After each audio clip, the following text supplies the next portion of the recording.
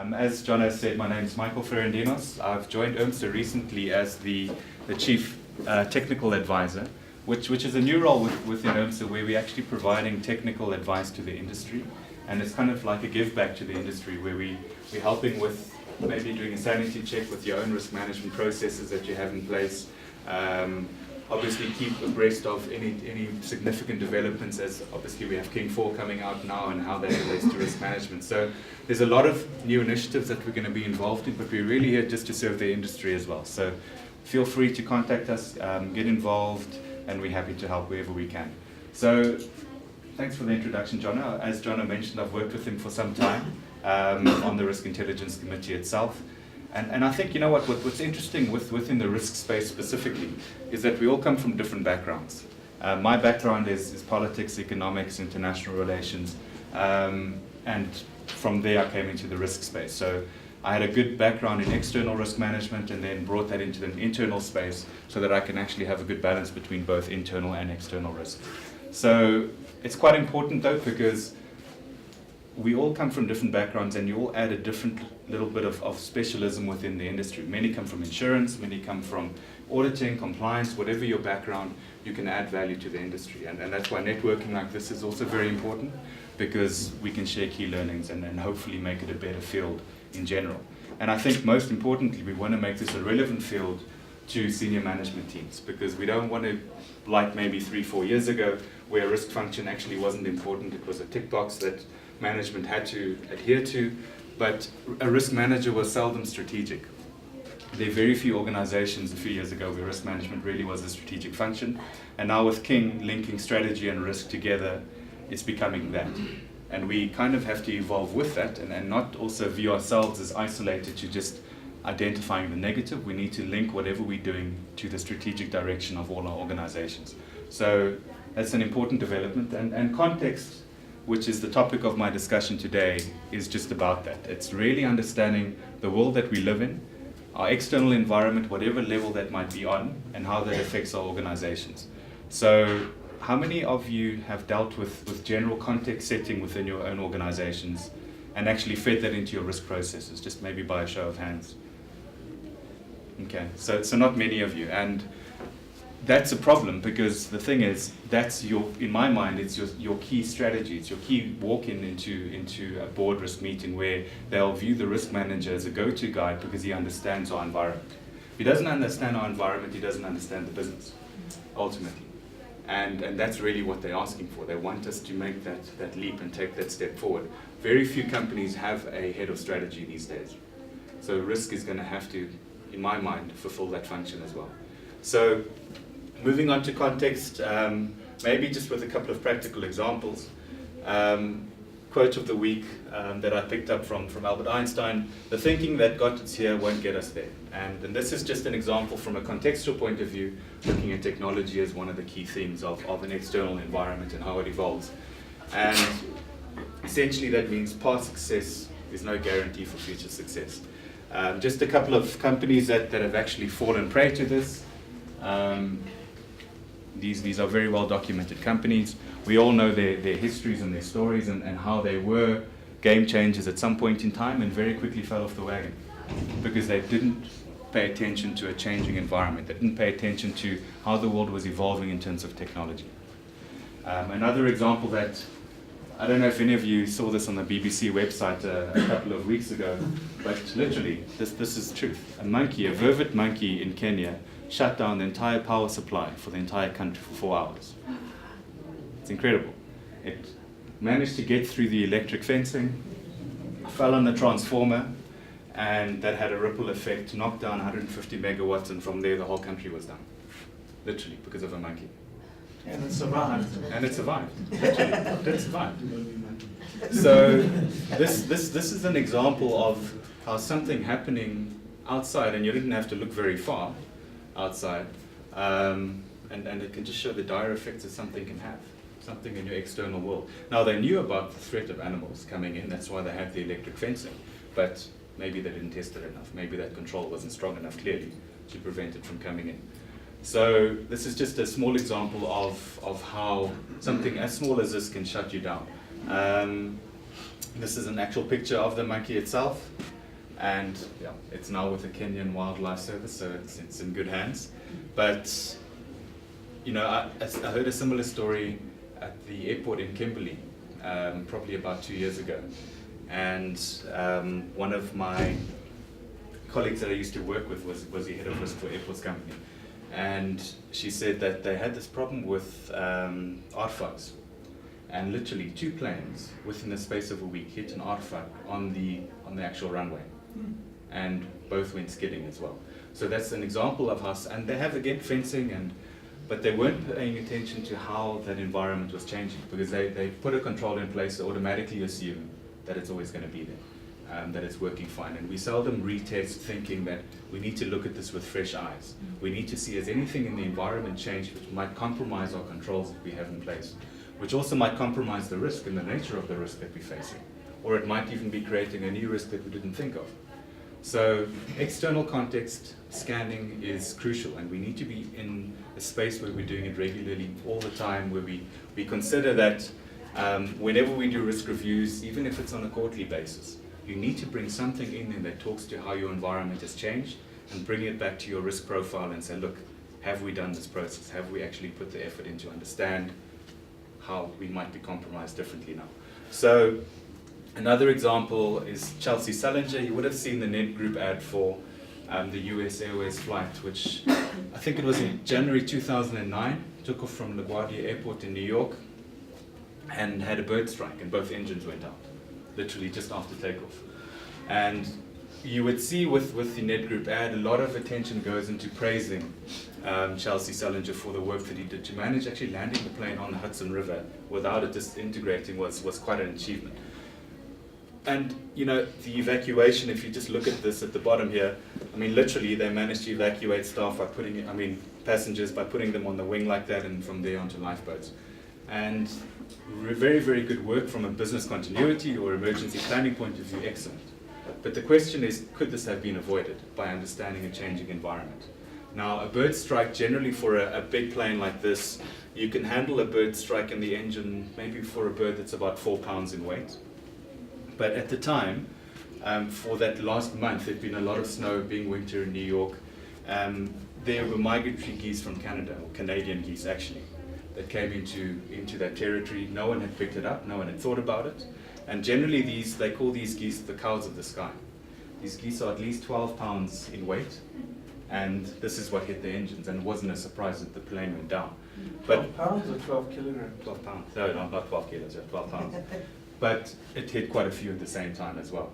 So this is something which perhaps they could have picked up. I mean, generally airports are quite good at scaring birds away, but these ones were specifically going along that route because they were looking for open pastures, and they couldn't find because there was so much snow around.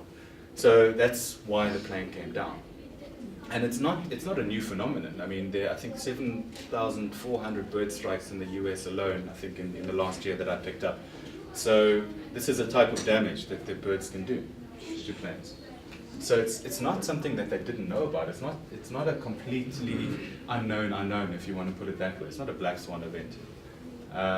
And they just didn't plan for it. So the question is, if you did proper contextual scanning, you realized what your constraints were, your specific controls were in actually managing bird strikes, perhaps you could have picked this up. Yes, go for it. That's what this the strike of this bird. Did it depend on the takeoff, airborne, or upon landing? On takeoff. Yeah, I think it was about probably 30 seconds after takeoff. So it was still quite low at the time. Obviously, the speed that the plane is traveling at is going to influence the damage that it does, but it was fast enough for it to bring down the engines. So this is just, I mean, it might seem like silly examples, but I mean, you have a monkey bringing down power supply in a country for 4 hours. You have migratory geese that come into a territory which they're generally not known to be in, that can cause significant damage. Now, if you had a hat on where you were examining your environment, would you have picked it up? Maybe not. But maybe that change of thinking in future will help you pick up similar events, perhaps bigger ones. Because these are examples of quite small things that had big impacts. But it's just a change of thinking. And just a couple of key lessons that I think we need to take from this is we need to ask our organizations, are we flexible enough to manage this? Are we flexible enough to manage a significant change in context or external environment? And are we resilient enough to be able to go with it and even turn it into something which is positive for our organizations? On the other hand, if you're getting your context wrong, or if you're not even doing it, the risks that you identify in your risk management process are probably going to be wrong, a lot of them. A lot of them won't be relevant. And even if you've identified a risk that is relevant to a specific environmental scan that you've done, if you haven't done it properly, you probably have measured that risk incorrectly. You've probably rated it incorrectly, you've probably put the wrong treatment actions in place. So it's crucial because, as you know, in the ISO process, context comes first. It's the first process, and that feeds into the risk assessment, that feeds into treatment, monitoring, and so forth. So we often ignore this, and we just think it's one of those little elements in the ISO process, but it's not. It's very, very important that we get this right. And I'll give you some practical examples of how I've used it myself in the past too.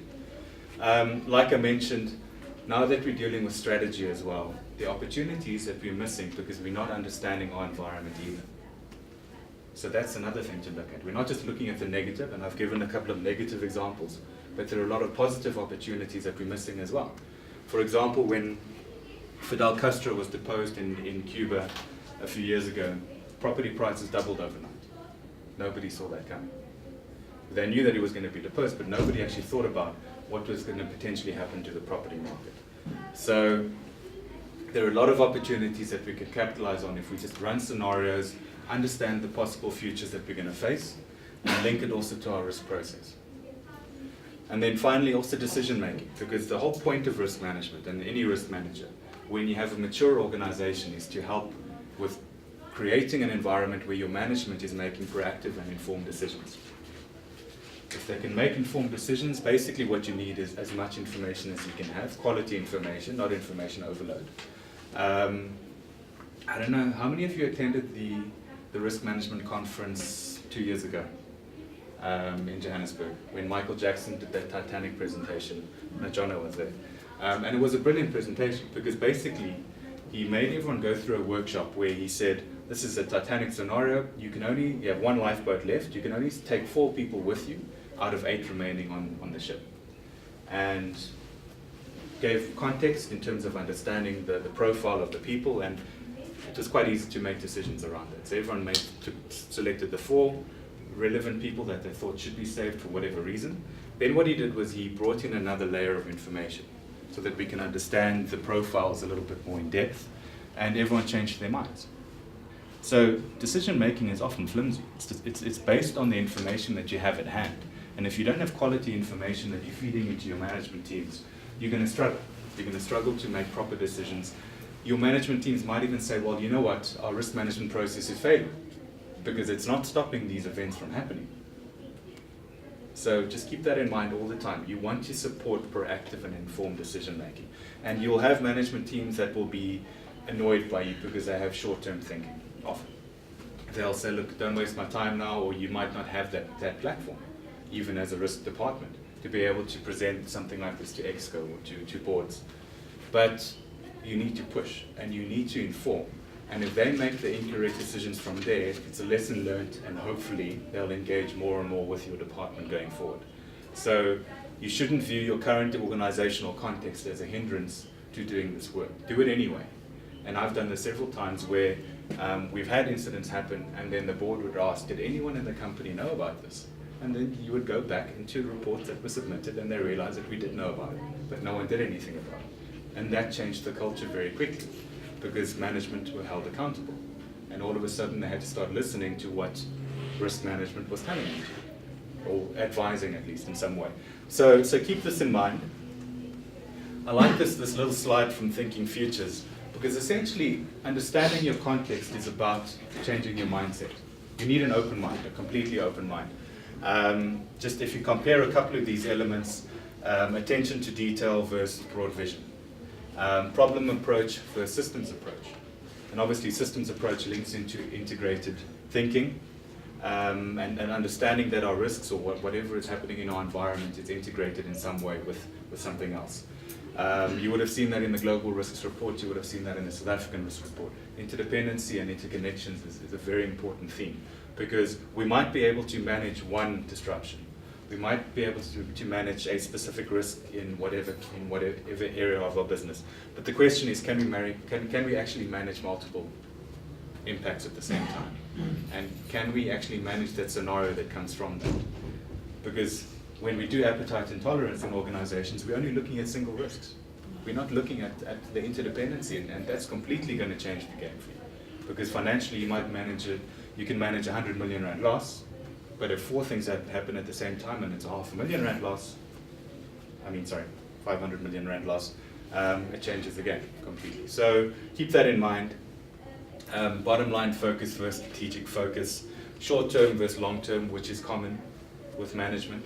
Most management teams and executives are there for cycles, and they have very short term planning thinking. So your role as risk management is to also bring that long term focus in.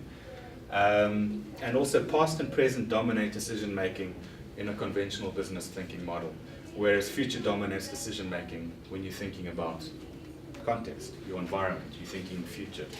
So keep that in mind, and essentially it's a change in focus. We'll get into how you can do this practically, who you can get involved in this process, because this is too much work for one person. You can't expect a head of risk to be monitoring context for the whole organization. So it's really creating that culture as well, and trying to get people to move along those lines. As we mentioned from the start, this is the ISO process. Most of you would have seen this already. And this is where context setting comes in. So it's right at the start of the process. If we get this right, we get all of this generally a lot better. So you'll identify the right risks, you'll analyze them correctly, hopefully. You'll evaluate them and prioritize the right risks for management. You'll put the right treatment in place, and then this is a feedback loop. This is monitoring and reviewing, and then you go back to the start. Now, your context is evolving all the time. It's real time. Today might be different to tomorrow, which means you have to redo this whole process because your risks are then not aligned to your changed environment. So that's why risk registers in general need to be live documents. If it's not a live document, you're not taking context into account. If you're reviewing your risk registers every 3 months, you're definitely not taking context into account because your environment is completely different. Now, I know there's different velocities of how risks might unfold or certain factors in your environment might unfold. So some might be slower moving trends, and you take those into account and you plan for those ahead. But some might be rapid. Some might actually manifest themselves in the next day or two or the next week, and are you prepared for that? And that's really the role of risk management as well, is to move into the space of real-time monitoring, where we can actually shorten that decision-making window for management teams as much as possible. So again, they can make an informed decision. That's ultimately what we do, is trying to create that environment for informed decision-making. So now if we take context and we break it down, there's various elements. I mean, we have at the core, obviously, objective setting. So any context setting that you do in an organization must be linked to your strategy, your objectives. And often, we don't have organizations with clearly defined objectives. So that's already a struggle. But as a risk manager, you need to get into that. You need to make sure that all the work you do in any event is linked to wherever you're going to or trying to go to. That's essentially your ideal future state that you're looking to create. So you've got core objective setting. You have your internal context. So that is everything inside your organization that's within your boundaries. That's your people. That's your systems, your culture, your policies and procedures that you have, your IT systems that you have. All of that speaks to how you're internally trying to create the right environment so that you can reach the objectives that you've set for yourself. Then you have your risk management context. So that's also linked to your objectives, because the scope of your risk management is going to be dependent on where you're trying to go to. If you're a company that's in a maintenance mode, where you're very much trying to protect your market, your risk management is going to be very much linked to controlling. It's going to be almost more compliance or rules-based.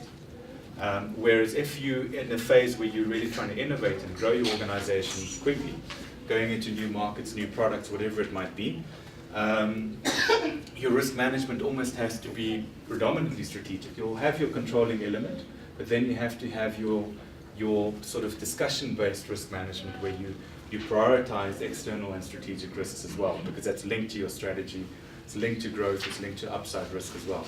So your risk management almost there is a little bit more enabling, whereas maybe in a maintenance mode, your risk management process will be a little bit more constrictive in some way. So just keep that in mind when you look at that in future. And now we get on to context. So I like this description. So basically your external context is the external environment in which the organization seeks to achieve objectives. Very straightforward, very simple. So it's everything outside of your boundary, everything. Now you might say, we only have one little site in Pretoria, and we're not exposed to anything. But have you done the analysis into what goes into your supply chain? Have you done the analysis in terms of what goes into your customer base? Where are your stakeholders? Where are they based? If you have a reputational impact in some way, are you going to feel that beyond that site in Pretoria? Most likely. So very few organizations can say they're not exposed to anything outside of their platform. Because whatever, even staff coming to work, that is external, that's outside of your control. So anything outside of your immediate control fits into this.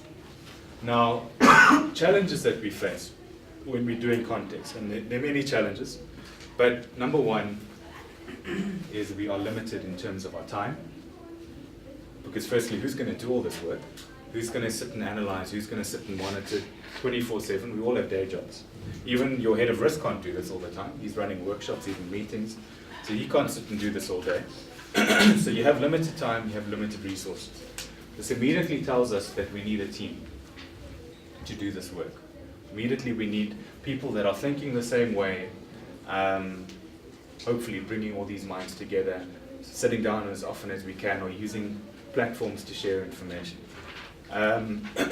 So I'll get on to who should be scanning in a second when we get further down in the presentation. But your risk champions really need to be empowered to do this. Your risk champions can't just be doing risk assessments. They really need to be involved in understanding in their specific area of management and responsibility. They need to understand what are the significant changes that are happening and how they're going to impact us. So that's key. That's very, very crucial. Information overload is a common thing that you're going to find. There's so much information out there. Where do you start? Where do you stop? Obviously, at a starting point, you use your objectives, and that's a good starting point. But where do you go? What type of external factors are you looking at? So we'll touch on that in a second. Knowledge sharing. So you've got a team together. You guys are gathering great information, but are you guys talking? What platform should you be using to be sharing information? And then, even if you're getting that right, what platform are you using to share this information with decision makers? Real time. Because remember, we're trying to shorten that decision-making window as much as possible. So that's very, very important, and that's where maybe a system will come into place or into play or whatever it might be. So we can discuss that just now. Lack of management buy-in. We've mentioned short-term thinking. We've mentioned that management in general would probably not want to have a 3-hour meeting discussing context. Most likely not. So we need to be quite innovative in ways where we can actually get that management buy-in and to really sit and take notice of this work. And then finally, misaligned reporting expectations. So we're doing this great work, we've got management buy-in, we're sharing information, but as a risk manager, where do you filter this into your risk reporting processes? Because we're talking real time. So what committee is real time? You don't have a real time committee. So what are you using to report? Maybe on a weekly basis. You also won't have a weekly committee. But how do you get into ExCo's books or into their reports that are sent out? Obviously on a quarterly basis, you would also bring this into reporting, and I'll show you how you do this now. But reporting is key because you want to get the right people looking at this, especially for your non-execs and your board members, because they're not closely involved in the business all the time. And they need to understand exactly what is happening. They need to understand that you are doing a good job at actually monitoring the environment and actually getting this information to the right people. So, and often as a risk manager, you're the only person that's giving them this information. So we'll discuss that in a second too. Now, this is a bit of a model that we can look at. So you have your risk, or let's call it our external context categories. And often it's good to use a bit of a pestle approach. So pestle is literally just the first letter for whatever that category is. So the P is for political, the E is for economic. You have your societal category, your technological, your legal and regulatory, and your environmental. So those are broad categories that you can use to focus your attention when you're doing your scanning. And you'll have a lot of things that will come up in those areas.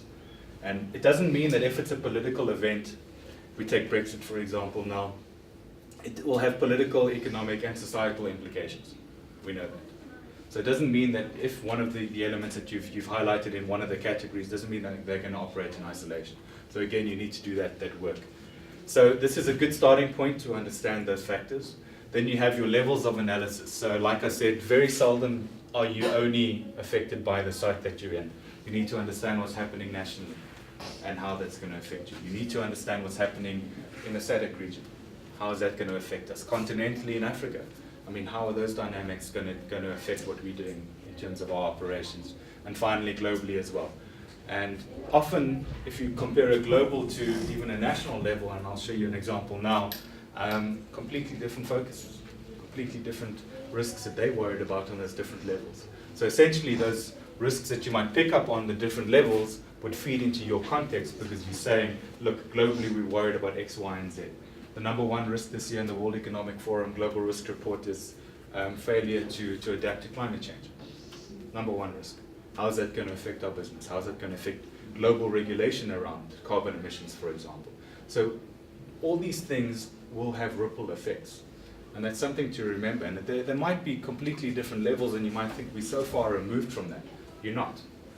You really aren't. We were all affected by the financial crisis. Just one example. So keep that in mind.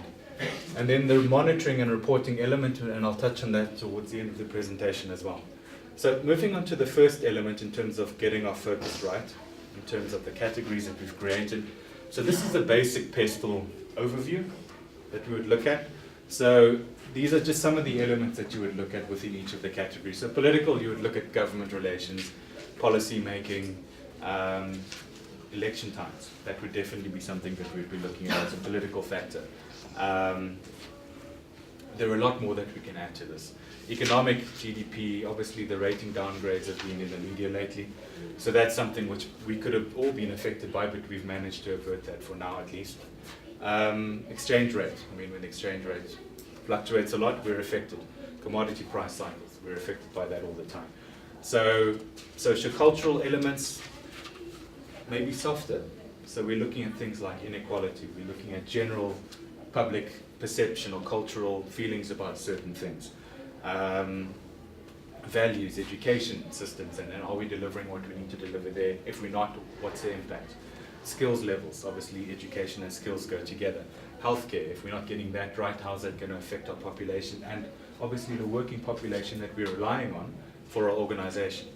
Demographic changes, another one. I mean, we know that the world is aging a lot more in parts of Europe especially, in parts of Asia as well, and Africa's got a much more younger labor force, which hopefully as a continent we can capitalize on. So we need to understand these changes and how that's going to affect our business. Technology, we've mentioned disruptive technology, that's just one example. If, for example, as a country we really embraced shale gas a couple of years ago, what would that have done to our energy mix in the country? What would that have done to Eskom? What would that have done to Sasol as well? So we need to look at those implications and play scenarios from those. Environmental, climate change is a big issue, but a lot of companies are being affected by natural disasters that can happen at any point in time. Maybe in South Africa we've been a little bit isolated from that. We've only had the drought maybe recently, and water restrictions which have affected us, but for how long are we going to be isolated from that? What happens when water does become more of an issue and we have potential water wars in the region, or a lot more migration of people because of that? So we need to keep that in mind as well. Any type of environmental issues becoming bigger as we go.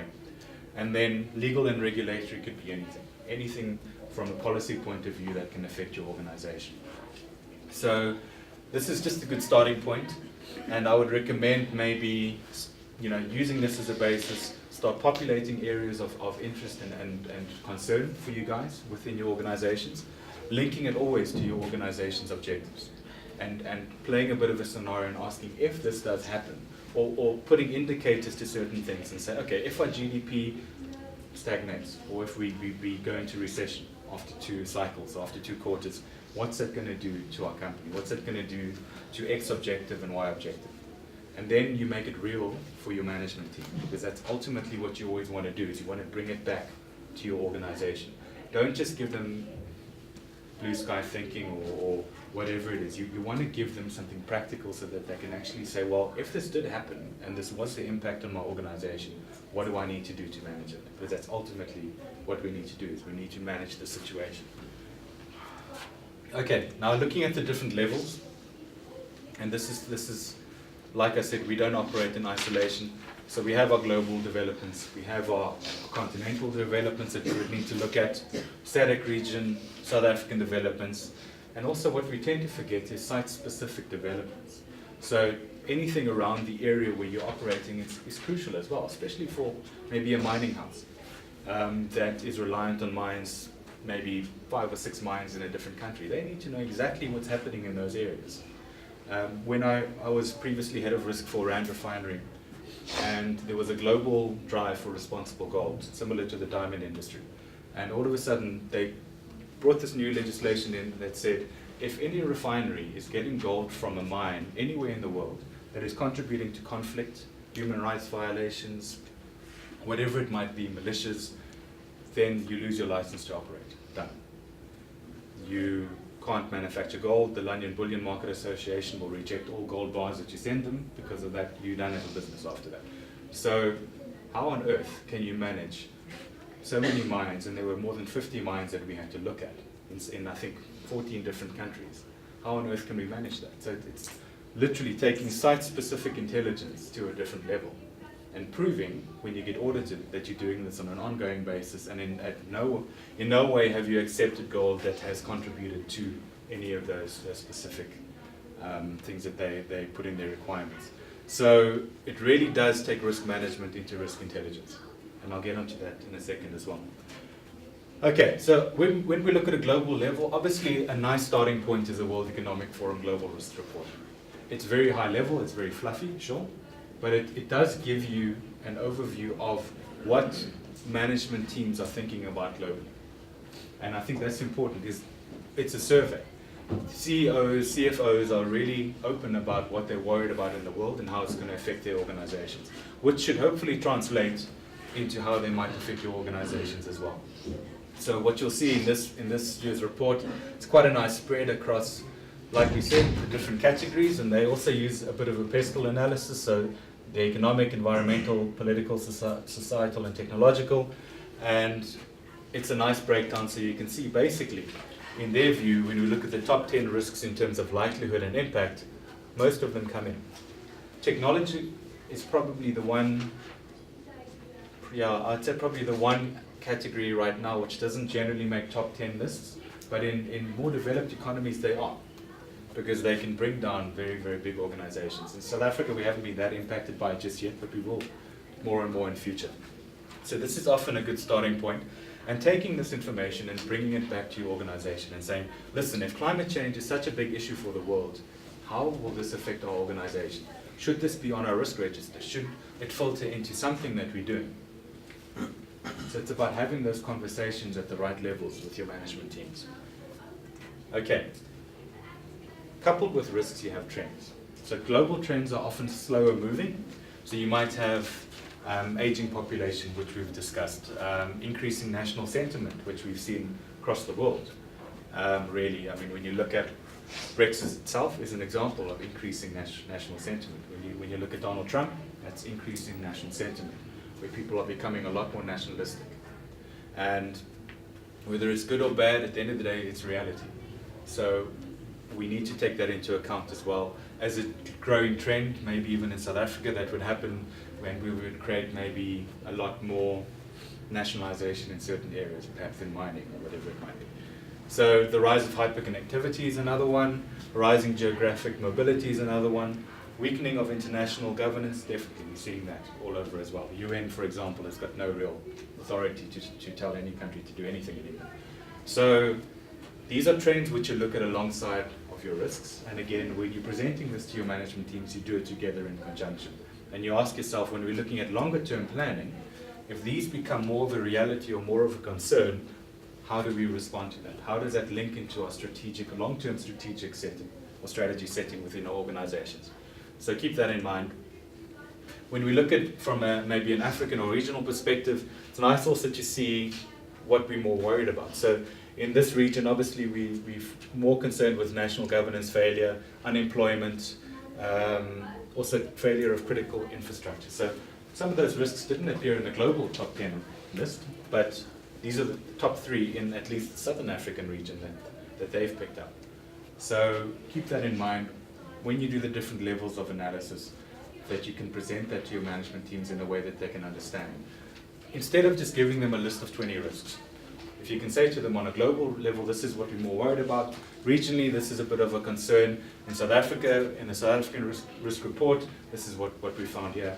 And when you've presented a broader picture to them within categories, then it's easier to make decisions from that. Because you might only be operating in South Africa, so you might say, okay, I see what's happening in the world, but I'm more concerned about what's happening in the South African risk report.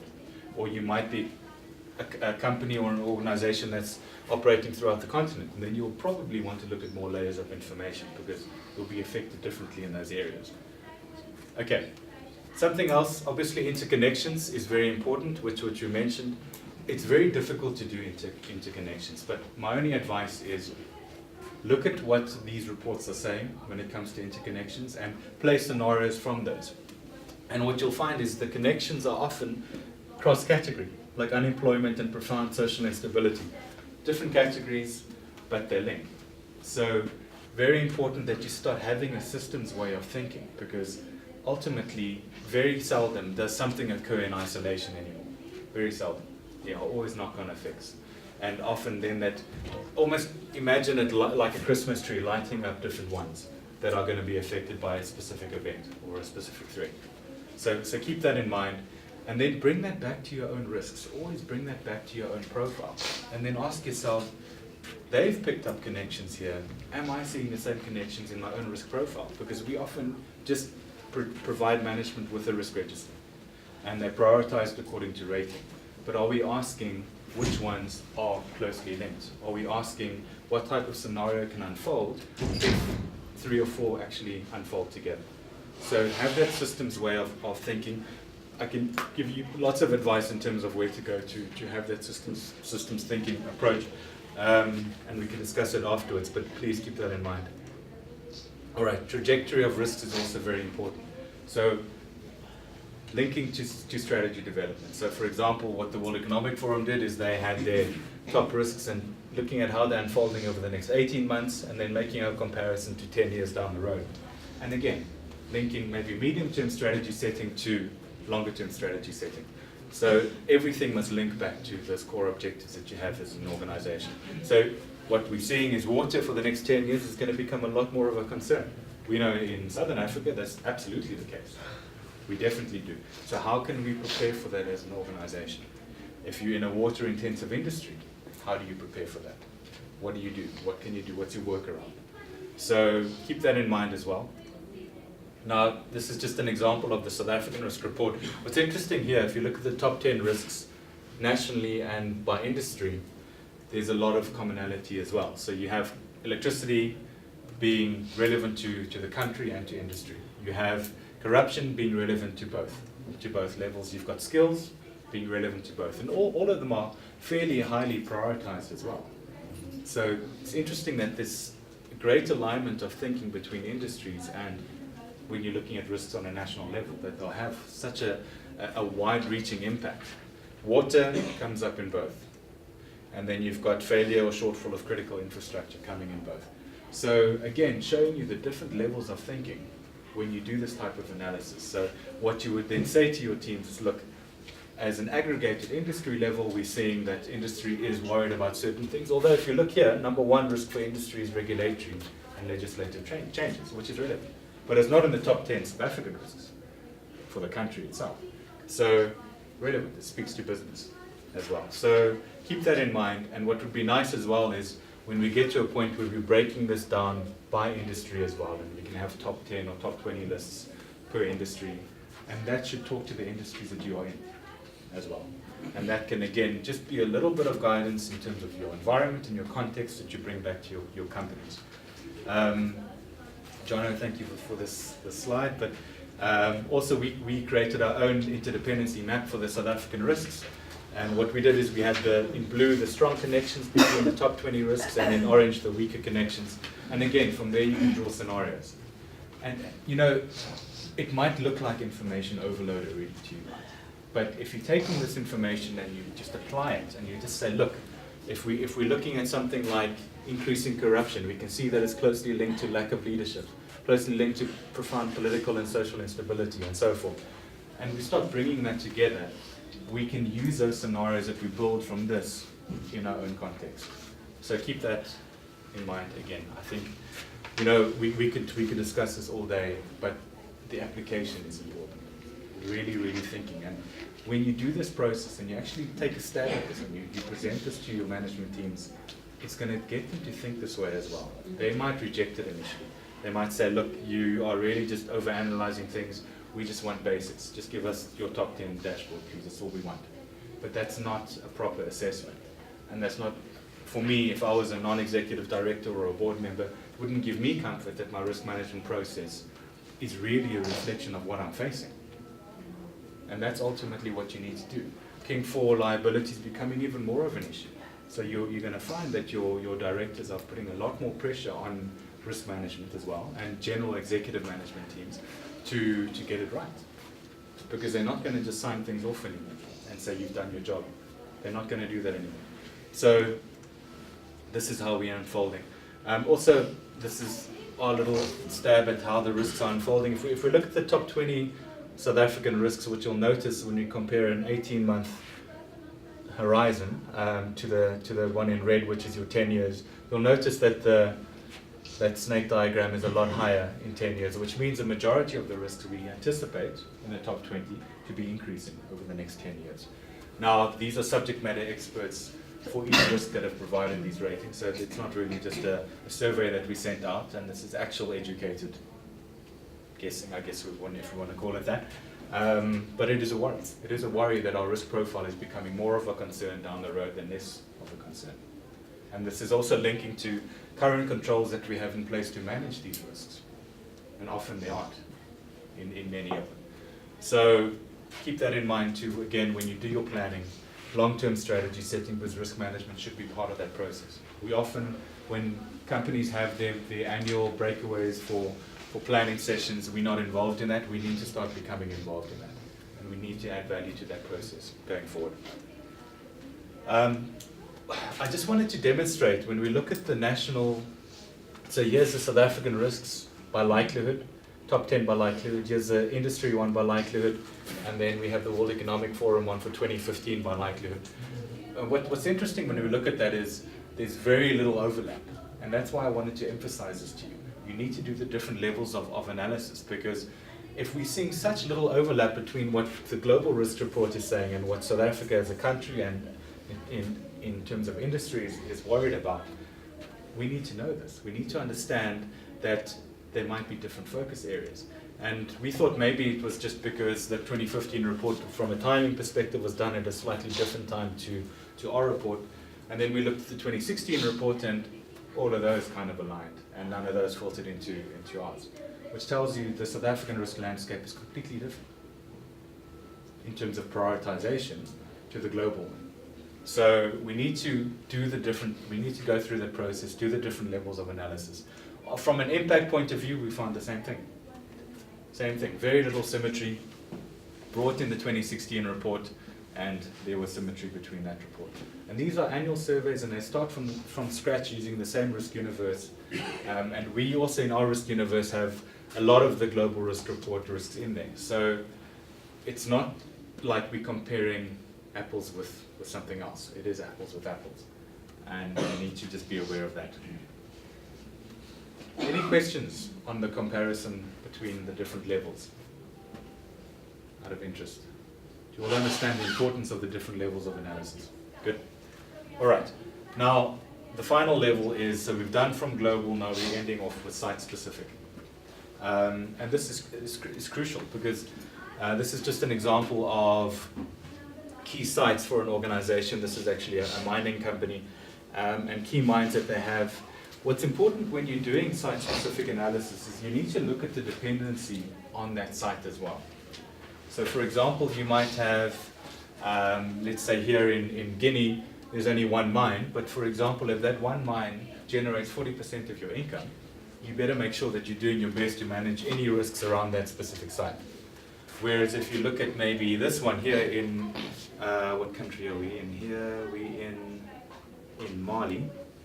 A lot of volatility in northern Mali, but these mine sites are all in the south, so they're kind of isolated. But if that only generates 5% of your income, and you're spending 40% or 50% of your time trying to manage this risk, maybe prioritize differently. So dependency is always an extra filter you want to put into your analysis. You need to, and remember, this is what your executive team's going to say. They're going to say, so what? Then your so what is, 40% of our revenue is coming from you, we better pay attention to it. Don't forget about it. It might just be one site, but pay attention to it. So site-specific analysis is important. Now with site-specific analysis, we come into real-time monitoring. So a lot of the work which I've shown you previously is linked to general analysis, slower moving risks or trends or developments that's going to affect us. Now we move into the real-time space, because this is where we really, really want to make an impact on decision making. This is where we want to shorten that window to make decisions as much as possible by providing real-time information that's going to help make better decisions. So this is one example. This is another example. This was a bit of work done for an oil company that was creating ports in different part of Mozambique. They were particularly worried about the Sofala province area, and the main road through Mozambique will go through this area all the way to the north. So they were pretty much exposed logistically. So they really wanted analysis minute to minute, really, understanding wherever an incident happened and how that's going to affect their current transport system that they have in place, moving up parts and equipment and whatever it might be. Also, staff safety is very important for any company, and they needed to manage that or demonstrate to their London office that they were being responsible in terms of managing the staff that they had there. So this was real time. So anytime something happened, an alert would go out, either email, SMS alerts, or get on the phone and say, guys, to the right people as well, because you don't want to be giving information to the wrong people. We need to give it to the people that are making core decisions. And they were able to mitigate a lot of problems, and a lot of, especially safety. They managed to, at one point they were having 3 or 4 staff members kidnapped a month. After we started doing this, there was nothing. So it really does helps reputationally as well, but it is real-time information that we need to get into. Now again, risk managers don't have time to be doing all of this. So we need to find ways to work around that, because we are the right people to be providing this information. You're going to work a lot with other departments, so you'll work with your head of security in this case, or your your head of operations, or whatever it is. CFO would be involved as well, because it's financial decisions that you need to make too. So you need to be that go-between between all these guys. All right, now we're getting into reporting and monitoring. So I've touched on monitoring. And these are just a couple of options that you have at your disposal to actually do some of them are paid subscriptions, some of them aren't. Some of them are just out there and you can access them. For example, if you're very worried about severe weather events, you would go to Tropical Storm Risk, because they provide you global alerts for storms across the world. Relief Web, similarly, whether it be humanitarian issue or protest, strike action, weather events, Relief Web is excellent. If you're worried about security in specific areas, or your staff, or your site safety, I know, for example, I've done some work with Barclays in the past where they wanted to protect 140 odd head offices across the continent. And we needed to really provide in-depth, real-time information. So we used a lot of these providers. We used NKC Research. Control Risks or International SOS is brilliant. They really give you up-to-date information. And the nice thing is you can tailor it. You can put filters in that will give you the right information instead of getting an information overload. Maplecroft, similar, excellent in different areas. If we're looking at legal and regulatory alerts, a lot of the law firms do that in any event that you can subscribe to for free. Some of the consultancies like KPMG, Deloitte do this as well. LexisNexis maybe a bit slower, but related more to acts and changing policy. The point is, the information is out there. You need to decide which factors and what type of information you need to be able to provide the right information real time to your decision makers. We can take this offline and we can work through all of those if you guys have questions. But there are a lot more. There are a lot more as well. Now, an extra element that we can also add to this is social media monitoring. This is also not, this is basically a complete game changer. So you've got things like TweetDeck here on top. You've got things like TrendsMap here, which is mapping global Twitter trends. And if there's certain things that you pick up, you can obviously inform the right people. I have a very good friend who's a lead analyst for the US Embassy, and they use social media monitoring for real-time information, because you're going to get this information a lot quicker than through the general media, than through Reuters or through BBC or anyone else, because there's always that time delay. If you can get the information quicker and you have the right Twitter lists that you've built and put together, you've got the right filters, you can get information in the right way. It's not always going to be credible. That's why you want to make sure you take the right amount of time to get the right people on you that you feel are credible. And you will need a bit of guidance to get this right. And you'll probably need a couple of people in your team to be able to help manage this as well. But there is value in this, and we've seen it. I mean, for example, I remember he mentioned at the US Embassy, they knew about the Westgate Mall attack in Kenya before it happened, because the terrorists were tweeting. They were sending each other messages and they intercepted it. Obviously, the Fees Must Fall protest, they knew about that long before it happened, because it was trending. Everyone knew about it. It was trending on social media long before. So if you can get this information to the right people in your organization at the right time and make a contingency plan quickly, you can avert certain losses, whether it be financial, whether it be related to your premises, whether it be related to your people, because safety is important. It can damage your reputation if you don't put your people first. So these are just some of the tools that you can use. There are others out there, but the point is there are things that we can do now. And don't forget about, I know we're doing the slower trends as well, but we need to look at real time, because that can really affect what we do on a day-to-day basis. This is an example of, now we said, what platform do we use? So we have great systems. With risk management, like Barnall, there's great systems out there to manage our risks on a day-to-day basis. What we also need, though, is to be able to create a platform where we're sharing information amongst risk champions, for example. So if you've decided my risk champions are going to be involved in monitoring my external environment, so what would we need? Number one, we'd probably need a discussion board. Real-time website that all of the relevant people in your organization have access to. So this is a great platform to say, either inform the right people, as long as your risk champions are on a senior enough level to influence decision making, but also to have discussions and to share learnings in terms of how we're going to manage a certain threat that we're seeing coming into our region, whatever it might be. And there's definitely going to be learnings, because there's no one-size-fits-all approach to managing a risk. Never. Every country is unique. Every region is unique. So that shared learning really goes a long way to helping that. What you could have is a news ticker here as well, which everyone in your organization can access. Perhaps even your CEO would be accessing it. So the news ticker would say, look, we're worried about something which has happened in Sierra Leone, and this is what we think the impact might be. You can link it maybe to a more detailed report.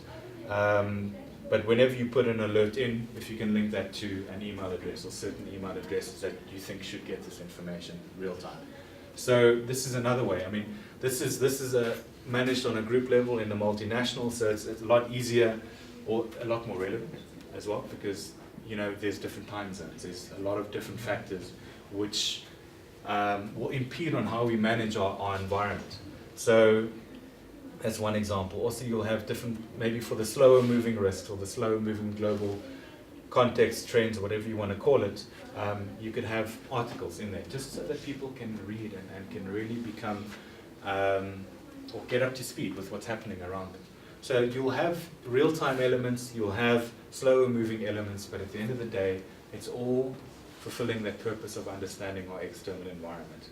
There's many different ways. You can create your own website. You can do it whatever platform you want to use. I mean, you can even through social media be using that to actually share information with each other and do it in a real-time manner. So be open to different possibilities. But at the end of the day, what you're creating is an intelligence system. And your risk intelligence platform in this case is going to be something which everyone will want to get access to. You'll have your head of strategy, you'll have your financial managers, you'll have everyone coming to the site because they want to understand what's happening around them and how we're going to be impacted. And then what's also going to happen is the board's going to know about this. So if something happens in future that we had on here, but management did nothing about, they're accountable. And it's another way to get them to buy into the work that you're doing in this space. So I would encourage you to explore various platforms. There are many, many out there.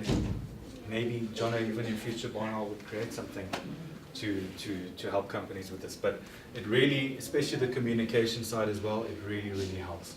Because we're making it a live function, we're making it a live process. So just keep that in mind. There's many ways we can do it, and we can discuss that afterwards as well. Okay, when we now get to reporting requirements, so we've done monitoring, now how do we report? How does this fit into governance reporting requirements? So for example, maybe on a weekly, in a weekly executive committee meeting, maybe you should, in that weekly report, you should have a standing item which discusses context. So you might say, okay, these are more security and political related events that have happened in the last week. Doesn't always have to be reflective, doesn't always have to be incident reporting. It can also be giving a bit of a heads up about something that we can see happening. So for example, I've done some work with a couple of transporters and they were moving certain precious metals. And if we could get information to them quickly enough, because often they would have to hire planes or hire single planes to be able to transport things. We could avert that. We could avert that risk. We could cancel the flights on time. So for example, many times actually, if there was protest action outside an airport and we sort of anticipated a disruption, we were able to get that information quickly enough. They said thousands, sometimes hundreds of thousands, because they could avert that and make an alternative plan. So a lot of people can benefit from real-time and weekly type of reporting like this, both reflective and looking forward. And what's nice is then you're in exco thinking, because now executive management every week is getting something from the risk function, and they become reliant on it. Because the second you stop giving this information, they're going to feel like they're not being informed and they don't know what's happening anymore. So this is a great way to really become more relevant, not just when it comes to quarterly committees, general governance committees that have been set up. Now you're going to become real. You're going to become part of the strategic management function within the organization. When you do your risk reviews, my advice is often what we find, and often found waiting, is if you say, for example, do a quarterly review and it's only an hour that you have, we find a lot of time goes into analysis and evaluation. A lot of time goes into debating risk ratings.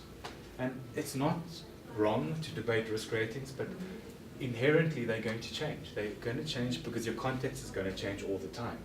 So if your context is changing and the nature of your risk is changing, naturally this is going to be a very fluid process as well. We shouldn't get so caught up in getting, is it a red or a yellow? It's not that important. It's really not. What's important is making sure that we spend a lot of our time getting the context right. If we're capturing how the context has changed properly, we're going to make sure that the risks that we have in our profile are correct, number one. And even if there are a lot of risks in there that are still relevant, do we have the right understanding of that risk in relation to that changing environment? So I would encourage spending a lot more time when you do reviews on context, on risk identification, and obviously the management of risks. We need to prove and demonstrate that we're doing something to mitigate this as much as we can, if that's the treatment that we choose. So this is just a bit of advice, and I find this works a lot more effectively when it comes to running risk reviews, instead of just debating ratings. Where does this type of work fit into your general risk categorization?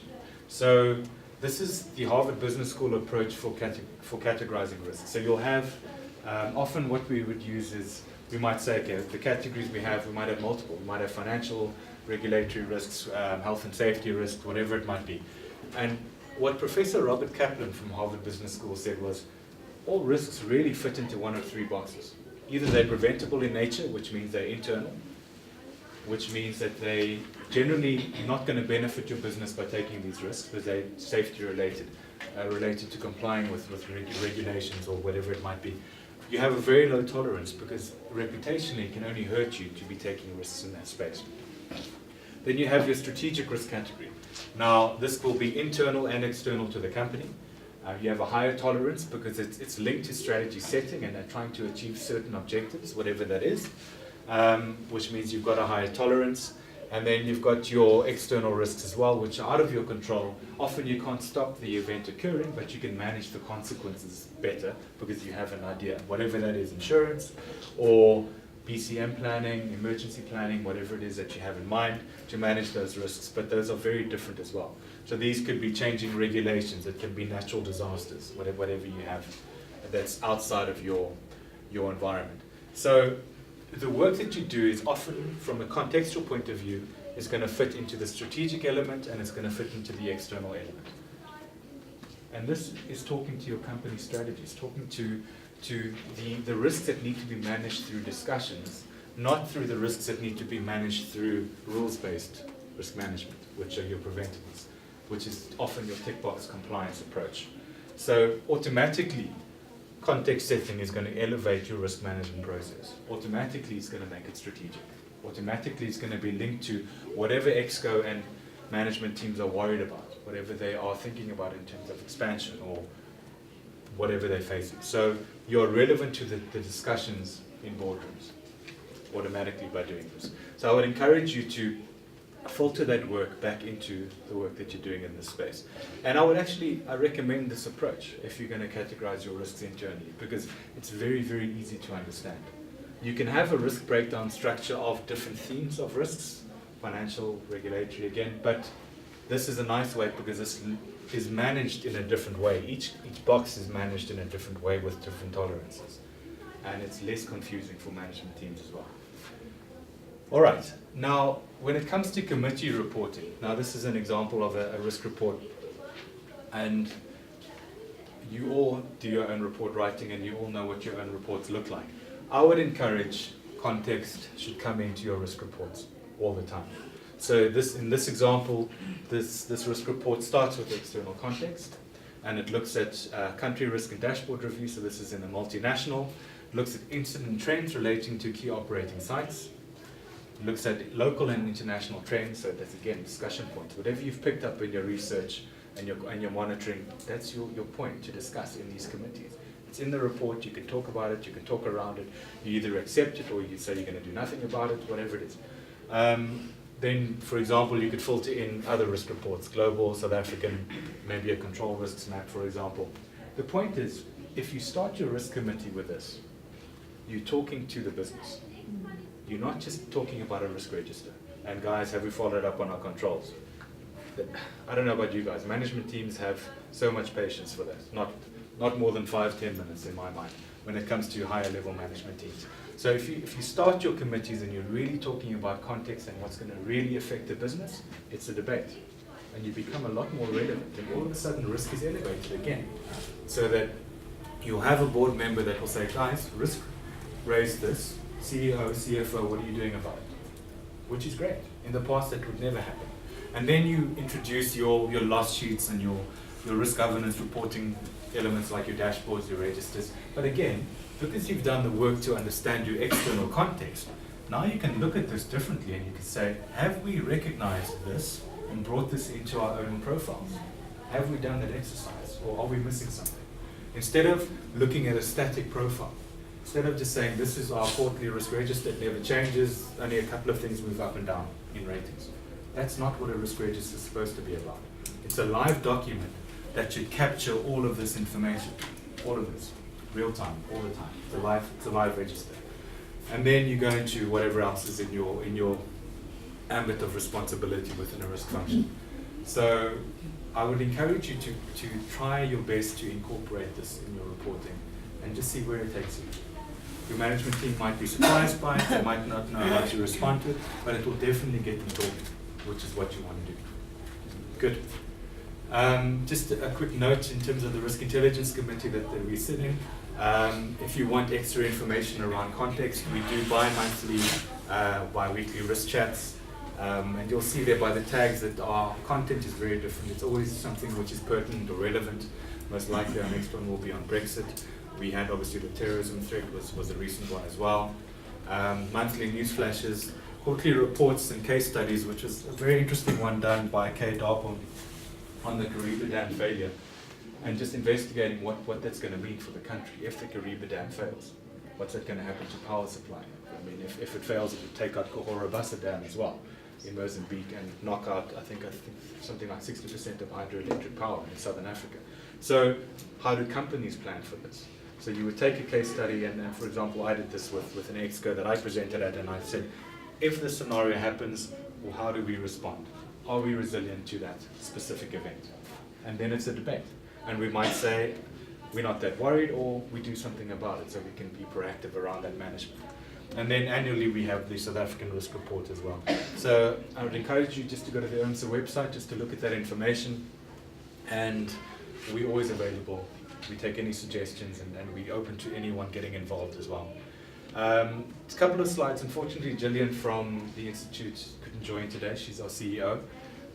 She just wanted me to really emphasize the board exams. How many of you know about the board exams for the Institute? Good. So there's two different levels. There's the practitioner level. There's also the organizational risk officer level. And it's very important that we are professionalizing risk management. It's becoming an industry which you're going to need a qualification for. You're going to need something saying that you are, according to the SACWA and according to the QCTO in terms of setting those academic requirements, we all need to be on a certain level. Often, and what we found is a lot of the pilot exams for this certified risk manager practitioner level, which is a more junior risk manager level, we find a lot of CROs failing. So it just shows that we need to just upskill ourselves all the time. We need to understand what's happening in the industry, how those changes are happening, because in your role you might not be exposed to everything in the risk space. And we also look beyond risk. We look at business management, because ultimately a risk manager should be able to speak to an organization in general in terms of where you're trying to go to. And then you have the professional level as well, which is a different type of exam. It's more of an application type of exam, real time in terms of they might ask you to write a risk report or submit something to the board. So it's really real life examples. What is nice about this is if you have a lot of experience, you don't have to go and do the full qualification. You can actually go and just write the actual exam, the actual board exam by missing a couple of these steps. So for example, if you have any NQF level 6 qualification and 5 years risk management experience, you can go straight into the board exam 1. If for example you have an NQF level 6 qualification and 3 years risk management experience, but a risk-related qualification, you can also go straight into the exam. So these are just ways that you can bypass the full qualification and you can go straight into the board exam. Same, you can get exemption for that exam as well if you qualify for the second level board exam. So that exemption, and I'll show you those details now, but you would need to motivate why you want to get an exemption for the first level exam, and then a letter from your employer, and then you go through an interview panel as well. And to be able to do that, so basically to be able to qualify for the second exam, you need 15 years risk management experience, or any NQF level 8, which is honors level, and 10 years risk management experience, for example. So that can help you bypass the first level and then go straight into the second level board exam. So come and talk to us, come and talk to us, and we can give you a bit of guidance regarding this, because a lot of you will have varying experience, and not many of us have actual risk qualifications either, because we're all from different backgrounds, as I mentioned at the start of the conversation. So we need to, it's really a case-by-case basis, and trying to link and see how you fit into that process. So you're being tested on practical, you're being tested on your understanding of theory. Obviously some theory has to come into that, and then you have also what we have is a logbook. So the logbook is really just proving that your experience is enough as well to get you into getting that qualification and that you have the right type of experience. So that's really the professionalization side. Training as well. We're doing training for everything in risk management. So even context will be something we'll start training on in future too. So I'd encourage you just to look at the website to see what we offer or come and talk to us. We also have tailored training for companies specifically that just maybe want a sanity check on what they're currently doing and maybe just a bit of guidance as well, which we're finding quite popular at the moment. And that's that. Good. That's all from me, guys. Any questions on context specifically? Do you guys see the relevance of context? Can you see the value in terms of if you can start doing this type of work, how your management teams will respond differently to your function? You'll see that. Okay. Any specific questions that you might have related to that analysis or how to do that work, come and talk to me afterwards as well. Good. Thank you, guys.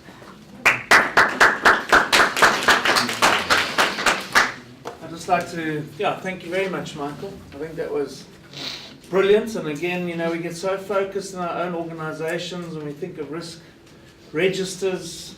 And it's only when you start looking at the wider context and how organizations fit in and how we're all interlinked, not only in the country but also regionally and then internationally, it's quite daunting. But if you don't take into account this kind of thing, I just think of the Middle East now with oil and things like that. I mean, what's going to happen when fracking, when that comes through, or electric cars? We're talking about Tesla cars and that sort of thing.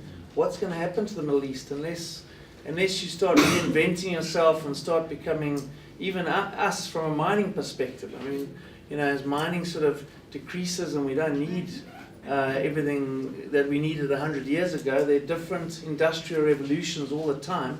And unless we start taking that into account, we might find ourselves becoming redundant. And so I think, Michael, it's been an eye-opener. It's a pleasure working with you. It's a pleasure working with UMSA. And thank you again for your time today. Thanks, John. Thanks. Thank you. Thanks, guys. Thanks. We're going to carry on and please join us in the canteen and ask Michael questions. But and this will be on our website. Yeah. And obviously a link back to UMSA as well. Good. So thank you, guys.